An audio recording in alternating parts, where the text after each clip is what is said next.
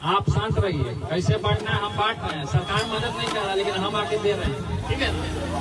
सरकार आपका फेल है, विधायक भी फेल है, नाचना गाना, विधायक भी फेल है, नाचना गाना, विधायक भी फेल है, नाचना गाना।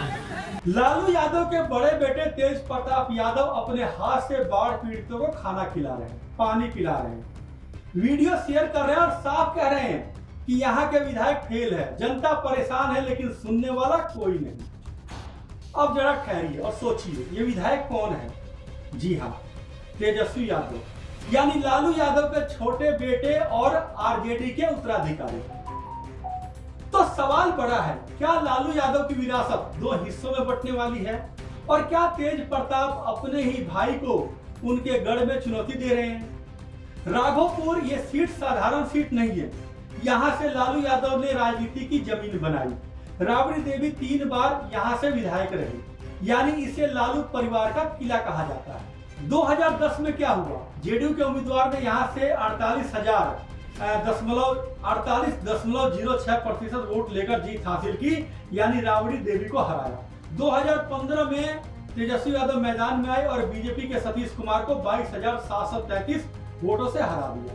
2020 का चुनाव तेजस्वी यादव ने 97,404 वोट हासिल किए, बीजेपी को मिले 59,230 वोट, तेजस्वी ने 38,174 वोटों से शानदार जीत दर्ज की। लेकिन जनशक्ति पार्टी के जो है राकेश रोशन, वो यहाँ तीसरे स्थान पर रहे।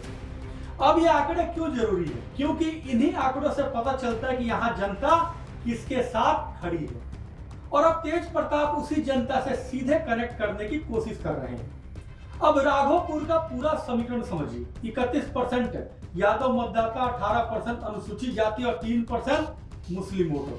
साल 2020 में यहाँ कुल 3,44,359 मतदाता थे, जिसमें 1,85,106 पुरुष थे, 1,59,258 महिला और 5 थर्ड जेंडर वोटर थे। यानी साफ है कि जिसके पास यादव प्लस दलित प्लस मुस्लिम समीकरण होगा, वही यहां से जीत का सिकंदर होगा। और यही कारण है कि तेज प्रताप इस वोट बैंक से सीधा जुड़ने की कोशिश कर रहे हैं। तेज प्रताप यादव का कहना है कि सरकार को फिक्र नहीं है और न ही विधायक को, आपका विधायक फेल है, नाच गा रहा है। अब सोचिए विधायक कौन है? तेजस्वी यादव, यानी एक भाई का दूसरे भाई पर हमला। ये वही तेज प्रताप यादव है जो पहले भी अलग अलग बयान देते थे। कभी कहते थे कि मुख्यमंत्री होगा तो तेजस्वी यादव होगा।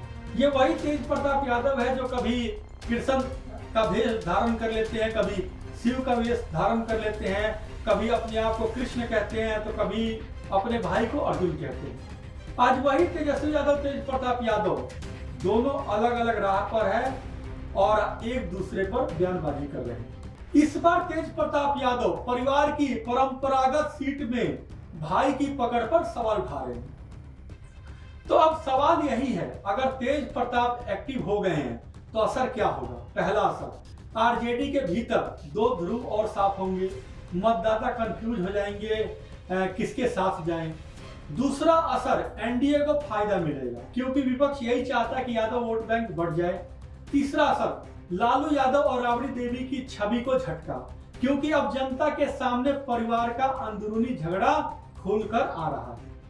यानी तेज प्रताप का एक्टिव होना सिर्फ तेजस्वी को ही नहीं, पूरे आरजेडी को चुनौती है। अब आपके सामने छोड़ जाते हैं कुछ बड़े सवाल। क्या राघोपुर में तेज प्रताप तेजस्वी को ही बैकफुट पर ढकेल रहे हैं? क्या लालू यादव की राजनीतिक विरासत अब 2 हिस्सों में बढ़ जाएगी? क्या एनडीए इस मौके का फायदा उठाकर आरजेडी के गढ़ में सेंध लगा पाएगा? और सबसे अहम सवाल, जनता किसे चुनेगी, भाई तेजस्वी को या बड़े लाल तेज प्रताप को? दोस्तों, तेज प्रताप यादव की एक्टिविटी सिर्फ एक राहत कार्य नहीं है, ये एक पॉलिटिकल मूव है और इसका असर आने वाले चुनाव पर गहराई में पड़ेगा। तो आपकी राय क्या है? तेज प्रताप का एक कदम तेजस्वी के लिए खतरा है या आरजेडी के लिए? कमेंट्स बॉक्स में अपनी राय जरूर दीजिएगा। आज के लिए इतना ही, कल फिर होगी आपसे मुलाकात। तब तक के लिए नमस्कार। और हाँ, आपसे अपील है कि इस वीडियो को जैसा शेयर कीजिएगा ताकि सही लोगों तक सही जानकारी पहुंचे।